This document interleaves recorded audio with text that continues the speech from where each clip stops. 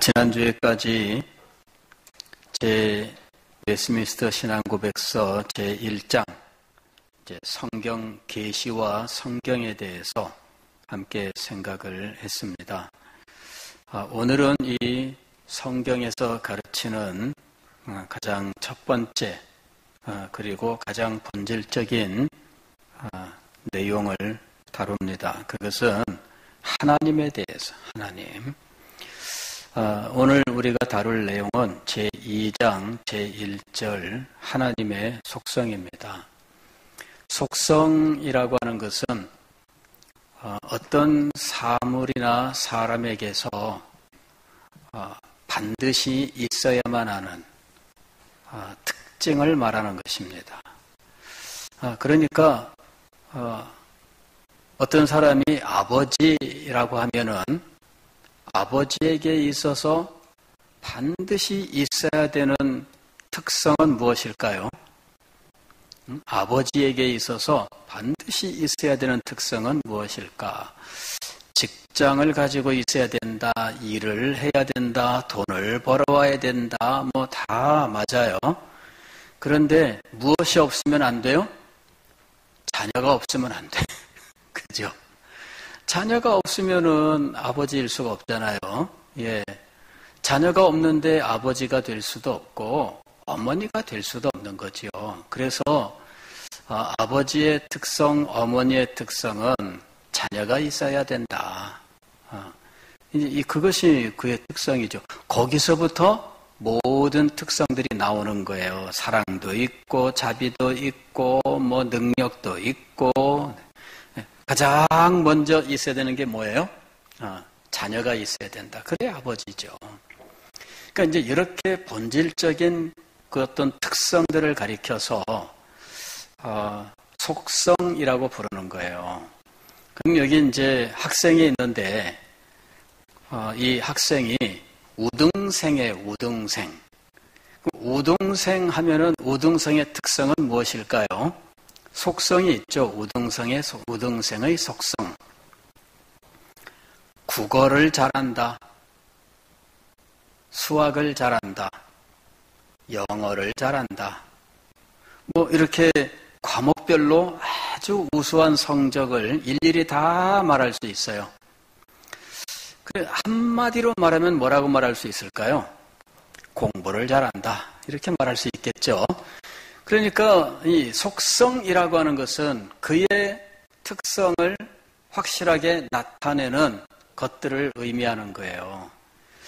그리고 그것이 어떤 사물이나 어떤 사람을 표현하는 방법이기도 하죠. 그래서 우리가 하나님에 대해서 말할 때 하나님에 대하여 바로 이 속성을 가지고 설명하게 되어 있다 하는 것입니다.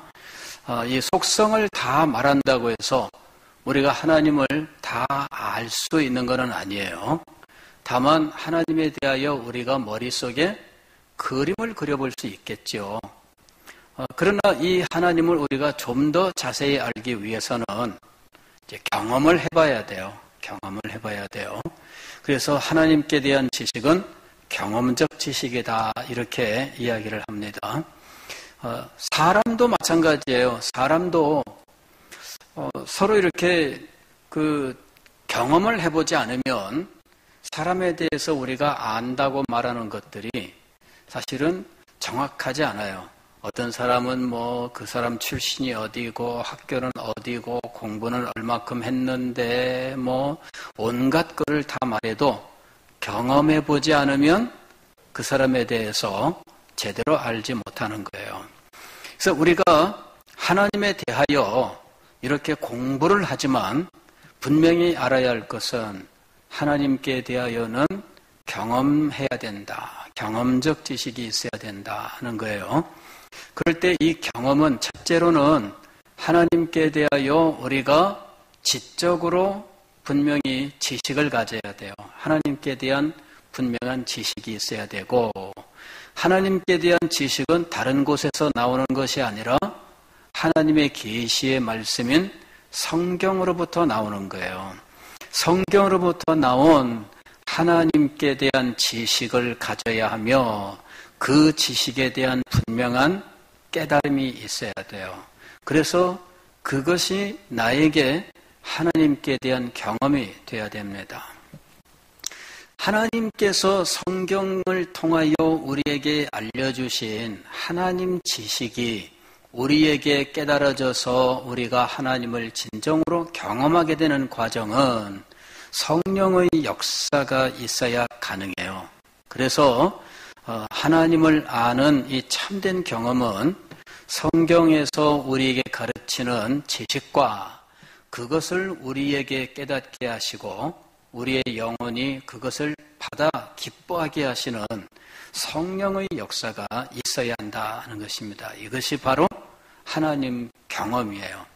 그래서 하나님께 대한 이 지식이 성령의 역사로 깨달아지고 그로 인하여 하나님께 대한 경험적 지식을 가지되 이 지식은 우리의 평생의 삶을 통해서 날마다 확인하며 살아가게 돼 있어요. 이 확인하는 것도 역시 경험이에요. 그래서 성령의 역사로 말미암아 하나님을 아는 지식을 우리가 깨닫고 그것을 우리의 평생의 삶을 통해서 일일이 경험하면서 확인하면서 살아가는 거예요. 그래서 진리의 깨달음과 삶 속에서 그 진리가 우리의 삶 속에서 나타나는 것을 발견하게 되면서 우리는 하나님께 대한 참된 경험적 지식을 가지게 된다는 거예요. 이렇게 공부를 하지만 이 공부는 무엇을 위한 기본 재료가 되느냐 하면 하나님께 대한 경험적 지식을 갖기 위한 재료가 된다는 거예요. 그래서 이 지식을 안다고 해서 하나님을 안다고 말할 수 없습니다. 이 지식은 무엇이 되어야 돼요? 경험돼야 돼요. 경험돼야 돼요. 우리의 영혼 속에서 이 지식이 경험돼야 되고 우리의 평생의 삶 속에서 이 지식이 경험돼야 돼요. 그래야 우리는 경험적 지식을 갖게 되는 거예요. 그래야 하나님을 우리는 진정으로 알고 섬길 수 있게 되는 거예요. 하나님께 대하여 이 지식만 가지는 사람은, 즉 경험적 지식이 아닌 그냥 지식만 가지는 사람은 아직 하나님께 대하여 모른다라고 말해야 돼요. 이 지식은 항상 재료에 불과하다라고 하는 사실을 늘 기억을 해야 됩니다.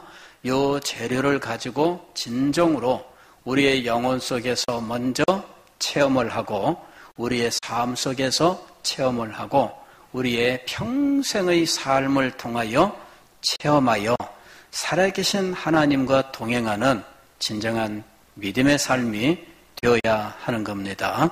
이 지식은 언제나 재료에 불과하다. 이걸 우리가 늘 알고 있어야 돼요.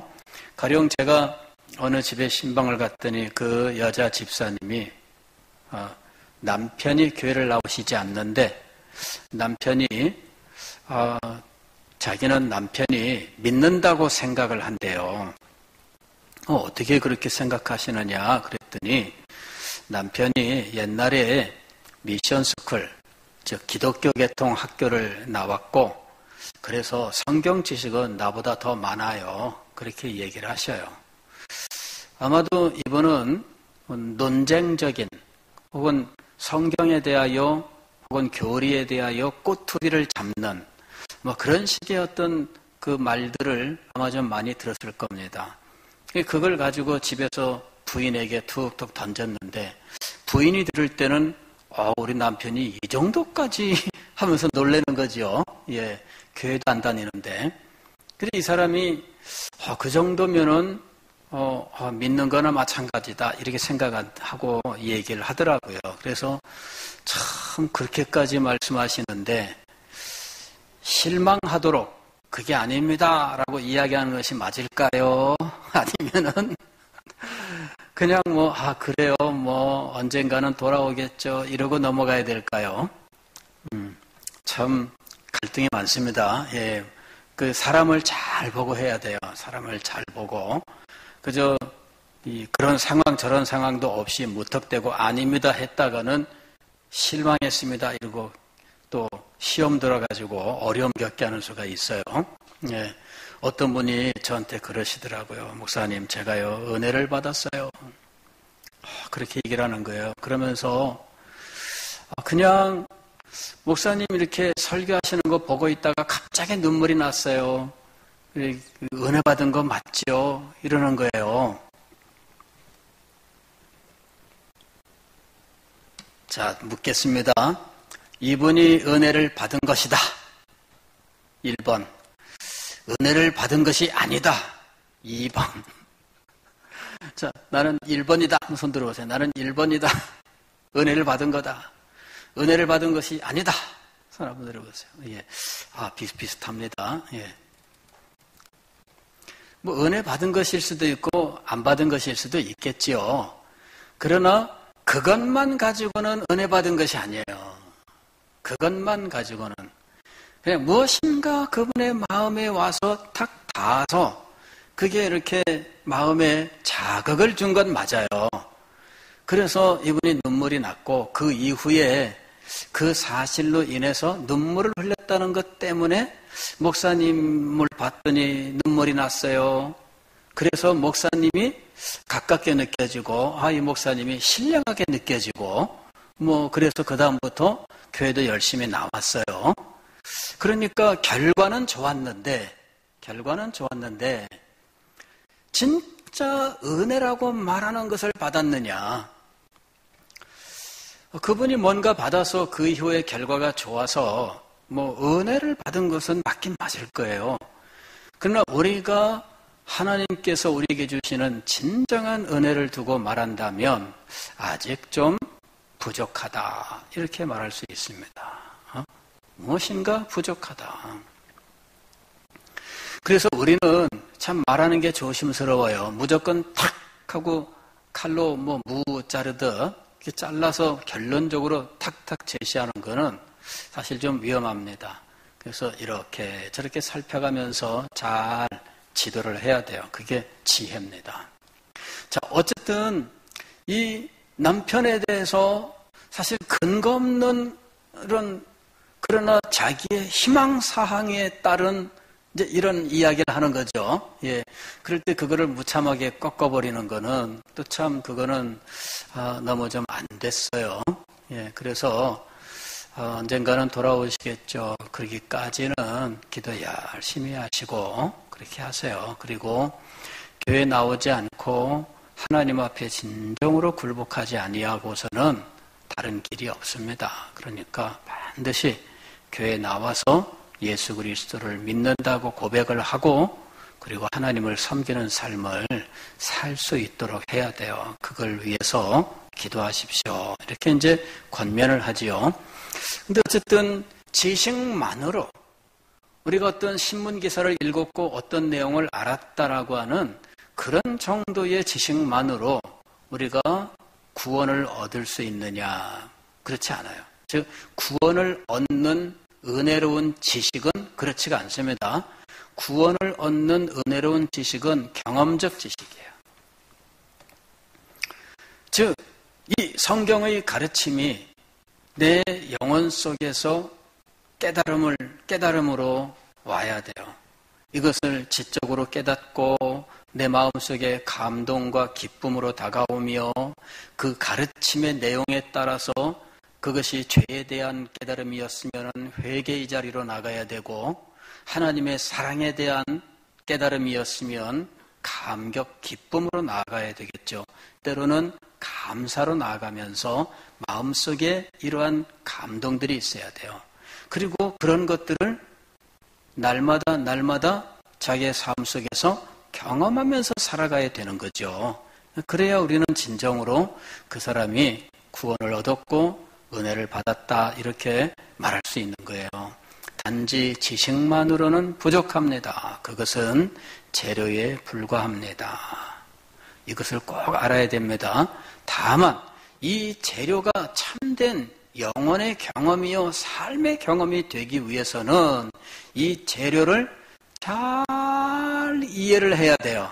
잘 이해를 해야 돼요. 그래서 우리가 공부하는 거예요. 예, 공부하지 않으면 재료에 대해서 이해가 없어요. 재료에 대한 이해가 없으면 이 재료를 활용할 수가 없는 겁니다. 가령 예를 들면 이런 거예요.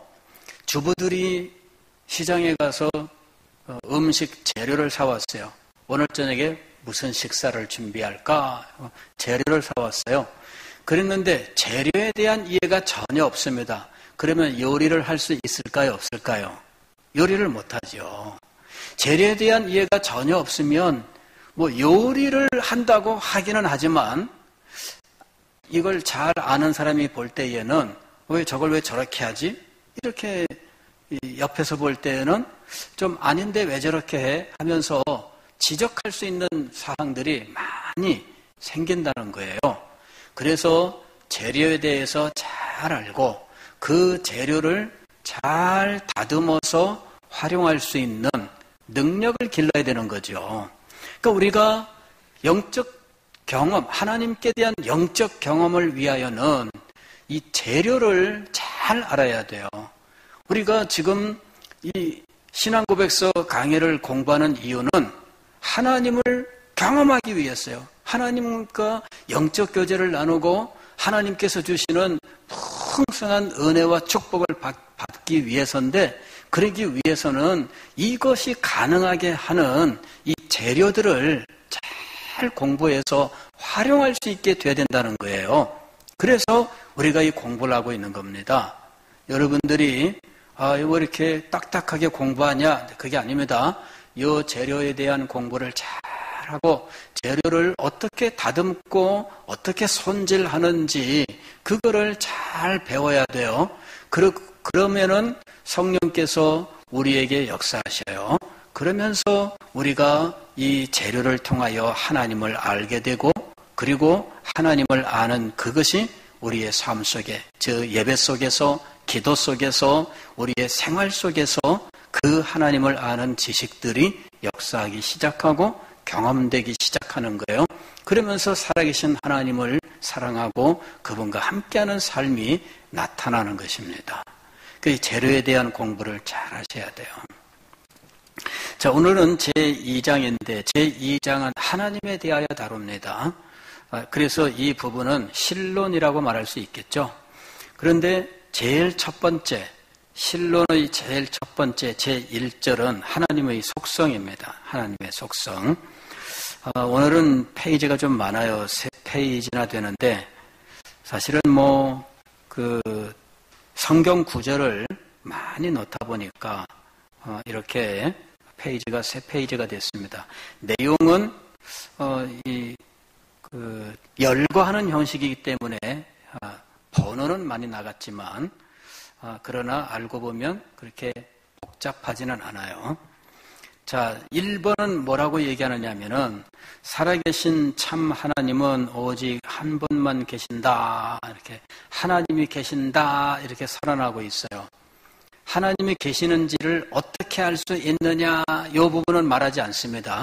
왜냐하면 이게 신앙 고백이기 때문에 그건 변증에 속하는 거예요. 하나님이 계시는지 어떻게 알 수 있느냐라는 부분은 변증입니다. 변증. 믿지 않는 사람에게 증명하기 위하여, 증거하기 위하여 하는 거예요. 그래서 이거는 신앙 고백에서 다루지 않습니다. 신앙 고백은 무엇이에요? 내가 고백하는 거예요. 그래서 하나님이 계신다 이렇게 먼저 선언하는 겁니다. 하나님이 계십니다. 성경은 하나님이 계신다라고 하는 사실을 그냥 당연히 진술하고 있어요.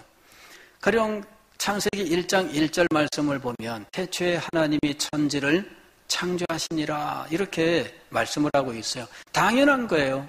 하나님이 세상을 창조하셨다. 그냥 바로 직설적으로 이야기를 해요. 그러나 하나님을 믿지 않는 사람은 하나님이 천지를 창조하셨다라는 이 말을 받아들이지 않죠.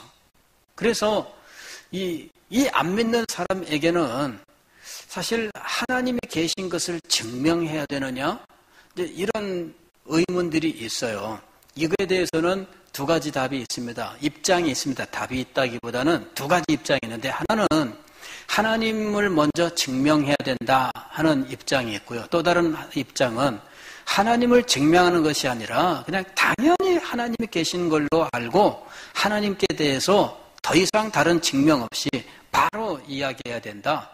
이렇게 말하는 두 입장이 있어요. 이게 두 가지 변증의 입장입니다. 과거에 소위 중세라고 하는 시절에 스콜라 신학자들이 있었어요. 이 스콜라 신학자들은 바로 이 첫 번째 입장을 따랐습니다. 첫 번째 입장을 따라서 증명하려고 했어요. 증명하려고. 이 스콜라 신학자들이 했었던 건 뭐냐면은 성경 말씀 들이대지 말고 이겁니다. 성경 말씀 들이대지 말고 그냥 설명을 하라 이거죠. 그냥. 인간이 이성을 가지고 있다면 논리적으로 하나하나 설명하면 된다는 거예요. 그게 이제 스콜라 신학자들의 입장이었습니다. 물론 그분들의 입장도 굉장히 좀 원론을 생각하면, 그분들이 가졌던 입장을 생각하면, 처한 입장을 생각하면 좀 이해가 돼요. 그분들이 이 성경 없이 자명한 진리로 성경의 진리를 제시하고자 했던 이유는 무슬림 때문이었어요. 그 시대가 소위 말하면 이슬람교가 막 세를 얻어서 번창해 나아가던 때거든요.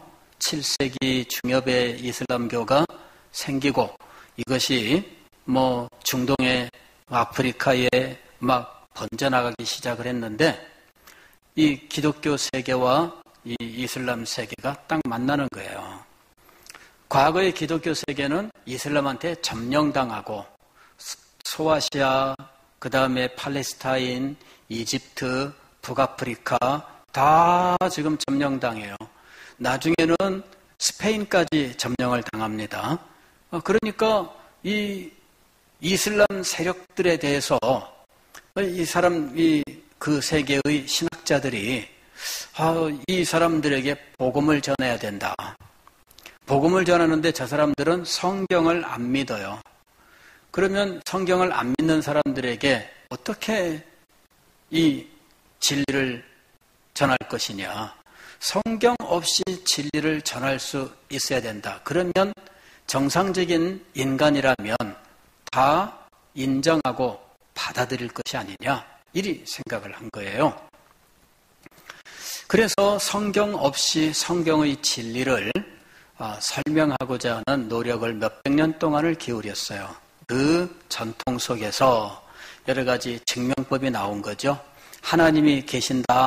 어떻게 알 수 있느냐? 제1원인을 찾아가면 알 수 있는 거다. 이게 가장 처음 나온 논증이에요. 하나님이 계신 것을 어떻게 알 수 있느냐?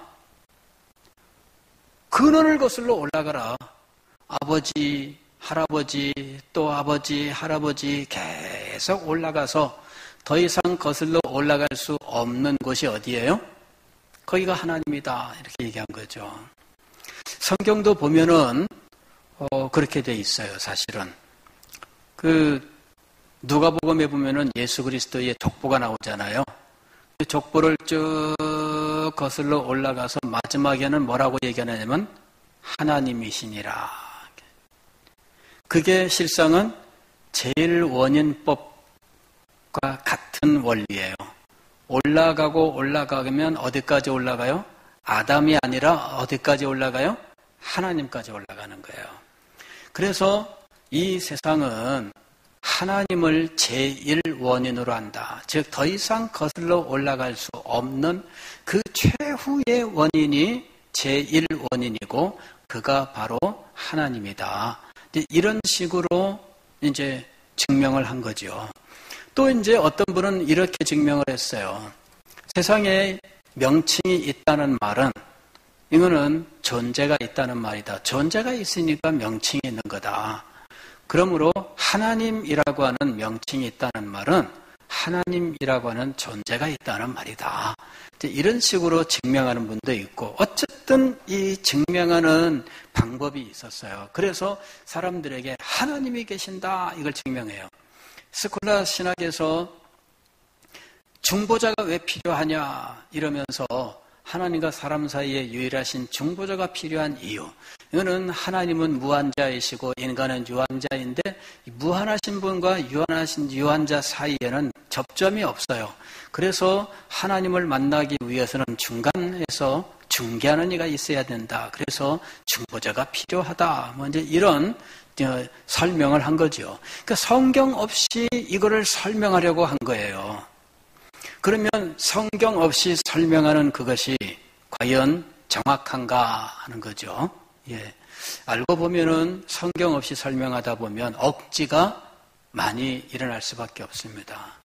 성경의 가르침대로 이야기하면 중보자는 유한자와 무한자라고 하는 이런 그 유한과 무한의 문제가 아니에요.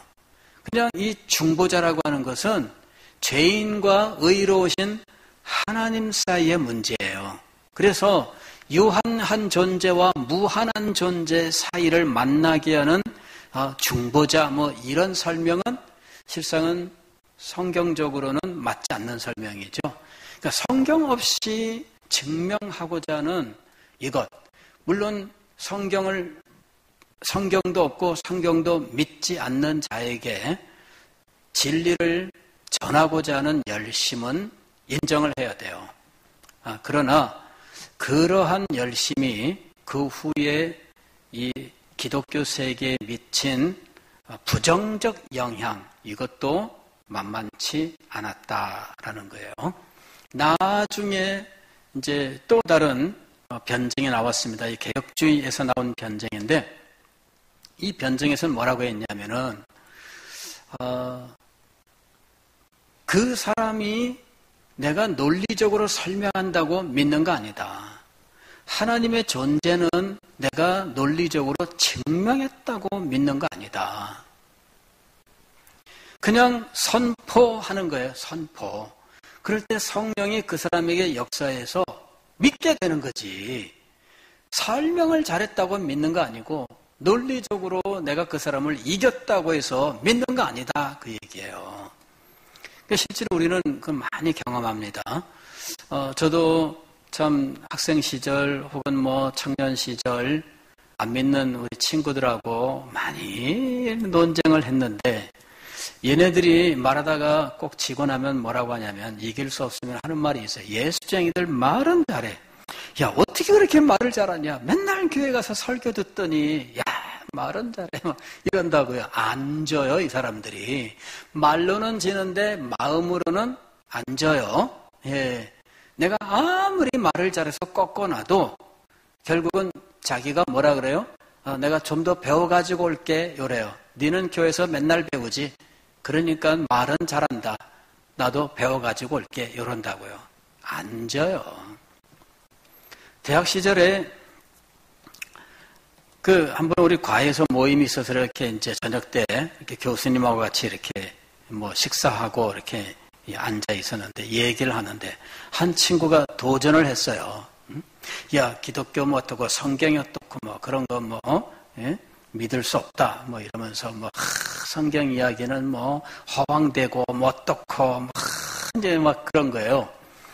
제가 얘기를 가만히 듣고 있다가 야, 너는 뭐 증명을 해봐라 뭐 이제 막 이러더라고. 예, 증명을 해봐라. 그래서 제가 이 친구한테 얘기를 했어요. 야, 너는 이 세상에서 가장 정확한 학문이 뭐라고 생각하냐? 그랬더니 수학이 돼. 수학은 1 더하기 1은 2. 이렇게 정확하게 답이 탁탁 나온다는 거야. 그래? 그러면은 이 수학이 애초에는 증명 없이 시작하는 걸 알고 있느냐? 그랬더니 이 친구가 깜짝 놀래요. 그 정확한 수학이 처음 출발할 때는 증명 없이 출발한다. 증명 없이 자명하다고 인정하는 진리. 그게 뭐냐면 공리라고 부르는 거예요. 공리라고 하는 것이 증명 없이, 증명 없이. 그러니까 증명 없이 그냥 그건 맞아. 이렇게 해야만 시작되는 거야. 그게 공리예요. 그러니까 네가 가장 정확하다고 이야기한 그 수학은 애초에 증명 없이 이건 이렇다라고 전제하고 시작하는 거다. 그 전제가 공리다. 기독교 신앙에도 그 공리가 있다. 증명 없이 그건 그렇다고 인정해야 돼. 그러면 나도 성경에 나오는 모든 것을 증명할 수 있어. 네가 하나만 인정해라. 수학처럼 여러 가지 공리가 아니야. 한 가지 하나만 인정해라. 하나만. 그러면 내가 성경을 내가 모든 말씀을 내가 다 증명을 할게. 그랬더니 뭐냐 그러더라고. 하나님이 계신다. 그거 하나만 네가 인정해라. 그게 공리야. 하나님이 계신다. 그게 공리야. 이건 증명할 필요가 없어. 그냥 거기서 출발해야 돼. 그러면 난 성경의 모든 것 증명할 수 있어. 하나님이 천지 만물을 창조하셨다? 그거 증명돼. 하나님이 창조하셨다? 그 증명되지 왜 안 되겠어요? 이적을 행했다. 홍해를 갈랐다. 요단강이 멈췄다. 하늘의 해가 멈췄다. 다 증명이 된다. 왜? 하나님이 계신다면 그 하나님이 다 하실 수 있는 거예요. 증명 다 된다. 그랬더니 막 그러면서 막 그러더라고. 이제 옆에 있던 교수님이 네가 졌네. 네가 졌네. 그러나 이 친구가 저한테 졌다고 생각을 했을까요? 안 했을까요? 안 했습니다. 저는 하나님이 계신 걸 믿기 때문에 모든 것을 다 믿어요. 하나님이 우리의 삶을 계획하시고 인도하신다는 걸 믿어요. 세상의 모든 것을 하나님이 다스리신다는 걸 믿어요. 그리고 그 하나님이 사랑이시고 그 사랑의 하나님이 나의 모든 일들을 선하게 인도하신다는 거 믿습니다. 근데 그 모든 것들이 어디서부터 출발해요? 하나님이 계신다요. 그리고 그 하나님은 어떤 하나님이시냐? 내가 그것을 믿고 있는 거죠. 그게 지금 이 웨스민스터 신앙고백서 오늘 제2장 제1절에 나와 있는 거예요. 한번 보세요. 하나님이 계신다 이거죠. 하나님이 계신다. 근데 그 하나님은 살아계신 하나님이에요. 또 참 하나님이시다 이거죠. 그 말은 뭐냐면 세상에 하나님이라고 하는 온갖 종류의 존재들이 있다는 거죠. 온갖 종류의 하나님에 해당하는 존재들이 있어요. 하나님에 해당하는 존재들이 있지만 그 존재들은 실상은 죽었다 그 말입니다. 죽었다. 성경에도 계속 나오잖아요. 그것은 스스로 움직이지도 못하며 그죠? 그들이 움직이기 위해서는 수없이 많은 사람들이 고생을 해야 돼. 막 짊어지고 막 이고지고 막 옮기느라고 말이죠. 왜 여러분 그런 거 있었잖아요. 오래전에 어떤 사람이 이 해인사에다가 70억을 내가 내놓을 테니까 세계 제1의 불상을 세워달라 그런 거예요. 그 사람들은 그걸 세우면 내세에 복받는다고 생각해요. 70억, 벌써 거의 20년 전 이야기입니다. 70억, 그때 70억이에요. 70억을 내놓을 테니 불상을 세워달라. 세계 최고 큰 불상을 세워달라. 그 신문 기사를 보고요. 제가 그 돈 놔주지. 그러면 그냥 우리 교회 그냥 막 그냥 그런 쓸데없는 것에 돈을 누가 내놓는다는 거예요. 그래가지고 난리가 났어요. 불교 내에서도. 그런 돈 거기다가 쓸 필요 있나? 그죠? 그런 돈 거기다 쓸 필요 있나? 그런 돈을 들여서 불상을 만들면 엄청날 것 같아요. 그죠? 예. 그걸 만들려면 정말 아파트 한 동 짓는 것처럼 그렇게 해야 될 거예요. 사람이 힘을 들이고 사람이 손길이 가야만 만들어지는 존재. 그거는 살아있는 신이 아니죠. 살아있는 신이 아니죠. 저는요, 그 박물관에를 제가 많이 갔다 그랬잖아요. 한 번은 그 바깥에 그 깨진 불상들 쭉 갔다가 놓은 그 앞을 지나간 적이 있어요. 뭐 2m, 3m 되는 불상들인데 쇳덩어리로 만들어서 뭐 팔이 부러진 불상 뭐 이런 것들 갖다 놨어요. 팔은 부러졌어도요. 그 앞에가 딱 서니까 이만큼 높은데 그 앞에가 서니까요. 이거 굉장히 크잖아요. 위압돼요. 팔도 없고 목 없는 불상도 있습니다. 목 없는 불상도 있는데 그 앞에 1,000원짜리, 뭐 5만 원짜리는 본 적이 없어요. 1,000원짜리, 100원짜리 뭐 이런 것만 봤어요. 돈이 있어요. 살아있는 신일까요? 죽은 신일까요? 여러분, 이스라엘 백성들이 그런 하나님을 섬겼다면 광야 40년 동안에 어떻게 지낼 수 있었을까요? 아론이 금송아지를 만들어 놓고 이것이 애굽에서 너희를 인도해낸 여호와 하나님이다 이렇게 했어요. 그래가지고 이스라엘 백성들이 그 앞에서 막 춤을 추고 잔치를 했는데 그때까지는 좋았어요. 그러나 광야 여행을 한다면 죽을 맛이겠죠. 그거 들고 행여 상할까 막 사람들이 얼마나 고생을 하겠어요. 여러분, 오늘 우리가 섬기는 하나님이 어떤 하나님인지를 알아야 돼요. 자, 절에 불이 났어요. 부처님 모시고 나와야 되잖아요. 그죠? 부처님 불타게 놔둘 수 있어요? 절에 불이 났는데 가장 먼저 가지고 나와야 될 게 뭘까요? 응? 부처님? 예. 제가 죄송한 말씀이지만 가끔 제 방에 있으면서 불 나면 내 방에 이 책 이거 언제 다 빼지? 예, 그죠? 이거 언제 다 빼지? 할 수 없지 뭐. 이 책 지금은 절판이 돼서 못 구하는 책도 있기는 하지만 이거 언제 이 책을 다 빼고 있겠어? 그냥 급하면 그냥 딱 들고 나갈 책. 그 책은 뭘까? 가장 먼저 딱 챙기고 다른 건 다 불타버려도 내가 챙기고 나가야 될 책이 뭘까? 생각해 본 적이 있어요. 여러분 보세요. 죽은 신은 누구냐? 인간이 챙겨줘야만 되는 존재예요. 인간이 챙겨줘야만 되는 존재. 그가 죽은 신이에요. 우리가 섬기는 하나님은 살아계신 하나님. 살아계신 하나님이 참 하나님이십니다. 그럼 그걸 알아야 돼요.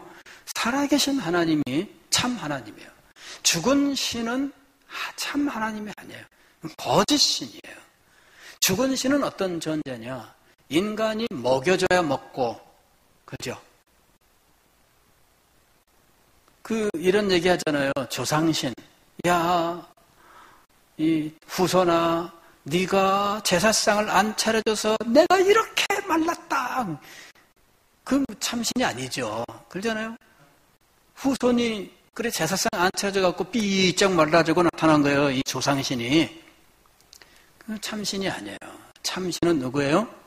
살아계신 분인데 살아계신 하나님은 인간이 섬겨줘야만 품위 유지를 할 수 있는 그런 존재가 아닙니다. 하나님 자신은 그 자체로 완전해요. 그 자체로 완전하고 그 자체로 충족한 분이에요. 이것이 2번입니다. 그분은 존재와 완전성. 그분은 존재와 완전성이 무한하다. 성경 구절들은 여러분들이 차근차근 생각해 보세요. 제가 다 증거 구절들을 다 일일이 타이핑해서 넣었습니다. 그러니까 보세요. 그분은 존재와 완전성이 무한하시며 그랬어요. 무한하다는 말은 한계가 없어요.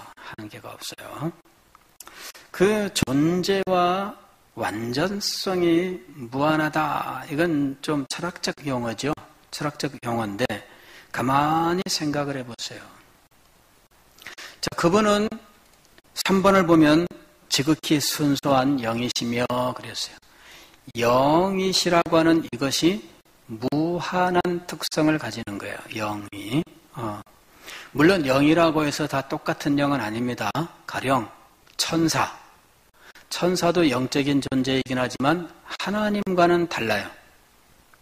하나님은 그분의 존재의 완전성이 그 온 우주 만물을 충만하게 채우시고 또 온 우주 만물이 그분 안에 들어가는, 그렇게 그분은 크고 그 다음에 우주 모든 것을 충만하게 채우심으로 어디에나 계시는 분이에요.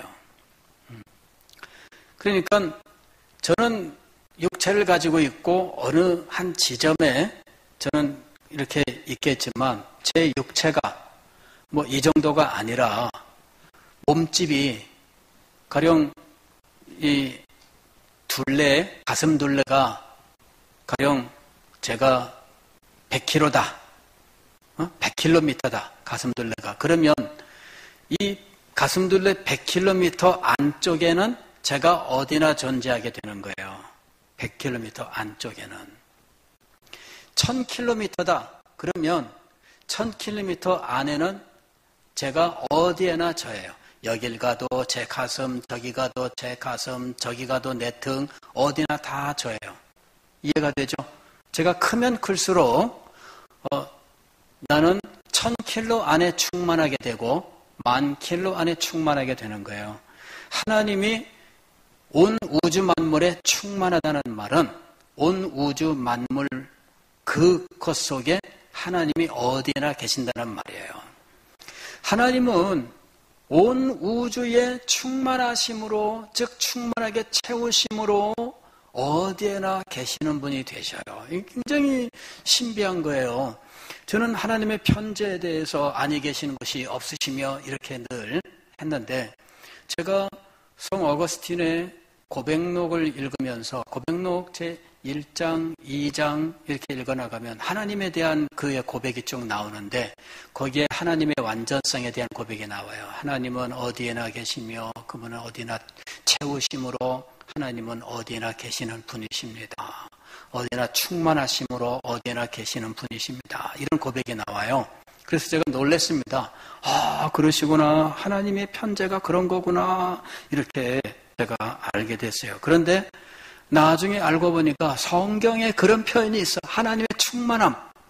하나님의 충만함이 온 우주를 가득 채움으로 온 우주 어디에나 하나님이 계시는 거예요. 그런데 하나님이 온 우주에 어떤 분으로서 가득 채워 계시느냐? 영으로서 그렇게 계시는 거예요. 천사는 영적 존재이지만 하나님처럼 충만한 존재가 아닙니다. 즉 존재의 완전성이 무한하지 않다 이렇게 말할 수 있는 거예요. 천사는 영적인 존재이지만 우주에 충만하지 않습니다. 즉 천사는 어디에나 있는 편재하는 존재가 아닙니다. 천사는 이동을 해야 돼요. 이동을 해야 돼요. 하나님은 이동의 필요가 없으십니다. 왜? 어디에나 계시니까. 충만한 분이기 때문에 이동하실 이유가 하나도 없어요. 제가 여기서 여기까지 이동할 필요가 있을까요? 없을까요? 이동할 필요 없어요. 왜? 이건 모두 내 안이에요. 그러나 여기서 저기까지는 이동을 해야 될까요? 이동하지 않아야 될까요? 이동해야 돼요. 이건 뭐예요? 내 밖이에요. 하나님이 온 우주를 충만하게 채우시기 때문에 하나님은 온 우주 안에서 돌아다니실 필요가 없어요. 어디에나 다 하나님이에요. 그런데 천사는 어때요? 천사는 온 우주를 충만하게 채우는 존재가 아닙니다. 그래서 천사는 이동을 해야 되는 존재입니다. 그래서 천사는 하나님 앞에서 있다가 우리에게 올 때에 이동하는데 거리와 시간이 필요한 존재입니다. 그러니까 영이라고 다 똑같은 영이 아닙니다. 여기 보면은 지극히 순수한 영이시며 그런 거예요. 여러분이 이 재료를 보실 때 이 재료를 잘 이해를 하셔야 됩니다. 하나님이 영이시라는 말이 얼마나 엄청난 말인지를 알아야 돼요. 지극히 순수한 영이시며 영이라고 해서 다 똑같은 영이 아니며 천사가 하나님께 대하여 감히 뭐라고 비교할 수 없고요. 마찬가지로 사탄이 하나님께 대하여 감히 뭐라고 할 수가 없습니다. 사탄도 제한되는 존재예요. 사탄도 제한되는 존재예요. 사탄도 이동해야 되는 존재입니다.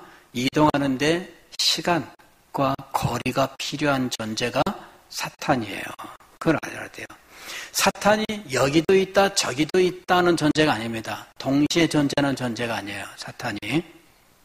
그래서 사탄도 자기가 일을 하려고 하면 자기 밑에 있는 부하들을 보내서 일을 해야 돼요. 자기가 직접 모든 세상에 동시에 임해서 동시에 역사할 수 없는 한계가 있는 존재예요. 그러니까 영이라고 해서 다 똑같은 영이 아니며 오직 하나님만이 지극히 순수한 영이시다라는 거예요. 영의 특성은 물질이 아니라서 보이지 않고요. 물질처럼 어떤 이런 물질이 가지고 있는 특성들이 있습니다. 손으로 만질 수 있다든지 혹은 물질의 특성들 딱딱하다든지 혹은 부드럽다든지 하는 이런 식의 질량 혹은 질감 이런 것들, 하나님은 그런 것으로 묘사할 수 있는 분이 아니에요. 영이시기 때문에 보이시지 않고요. 그 다음에 영이시기 때문에 부분이 없어요. 물질은 잘라내면 부분이 돼. 두 조각 되고 세 조각이 돼요. 영은 자를 수 없어요. 그래서 하나님은 부분이 아닙니다. 하나님은 전체가 하나이시고, 그리고 하나님은 설사 자른다 해도 잘라지는 분은 아니지만 그렇다 할지라도 부분이 아니라 이것이 전체가 되는 분입니다. 이것이 하나님의 영의 특성이에요. 그리고 하나님의 영의 이 완전성은 변함이 없다. 불변한 거예요. 불변. 영원토록 불변한 거예요. 그래서 시간적으로 영원하며 공간적으로 영원하며 그 존재가 변함이 없는 분이시다는 거지. 이게 하나님이셔요. 그러니까 하나님이 얼마나 대단한 분이냐. 우리가 이걸 가만히 생각해 보면 너무나 놀라운 분이에요. 그 다음에 이분은 인간이 감히 측량할 수 없습니다. 인간이 자를 가지고 하나님을 잴 수 있을까요? 하나님을 모시는데 이 하나님을 우리 인간이 지은 건물 안에 모실 수 있을까요? 그럴 수 없습니다. 하나님은 온 세계라도 하나님을 모실 수가 없습니다. 우리가 측량할 수 없는 이 우주, 이 한계가 유한하지만 끝은 우리가 알 수 없는 이 우주라 할지라도 하나님을 모시기에는 부족한 곳입니다. 몸이 안 들어가요. 왜? 하나님은 더 크신 분이에요. 그러니까 이 하나님이 얼마나 대단한 분이신지를 알아야 돼요. 측량할 수 없는 분입니다. 그분의 크기를 측량할 수 없고 그분의 본질에 대하여 우리는 인간이 이해할 수가 없는 분이시다. 하나님의 능력에 있어서도 이분은 못하시는 것이 없어요. 그것이 능력의 완전함이에요. 능력의 무한함이에요. 그분의 지혜에 있어서 완전함과 무한함이 있어요. 그래서 이것을 우리는 전지전능이라고 말하는 거예요. 그분은 당신이 원하시는 것을 자유롭게 행하시는 능력이 있어요. 하나님은 그 어떤 것들도 하나님의 뜻대로 하는 것을 가로막을 수가 없습니다. 하나님은 당신이 기뻐하시는 뜻대로 행하시는 분이에요. 이게 놀라운 거예요. 하나님께 대해서 한마디 한마디 설명하면 할수록 여러분, 이 하나님이 얼마나 엄청난 분인지를 우리들이 알 수 있는 것이지요. 사랑하는 성도 여러분, 우리가 믿는 하나님이 얼마나 대단한 분이신지를 알아야 돼요. 그분은 당연히 존재하시는 분이시되 살아계신 분이셔요. 그분은 존재와 완전성에 있어서 무한하고 불변하신 분이십니다. 그분은 영이신데 온 우주를 충만하게 채우심으로 어디에나 계시는 분이셔요. 그 하나님이 우리를 사랑하시고 우리에게 한량없는 사랑을 베푸시고 우리에게 자비와 긍휼을 베풀어 주시는 것입니다. 기도하겠습니다. 하나님 아버지, 은혜를 감사합니다. 우리가 하나님을 알되 경험적으로 알게 하시고 성경 말씀을 통하여 우리에게 가르쳐 주신 하나님의 지식이 우리의 영혼에서 참된 경험으로 나타나도록 주의 성령 역사하여 주시고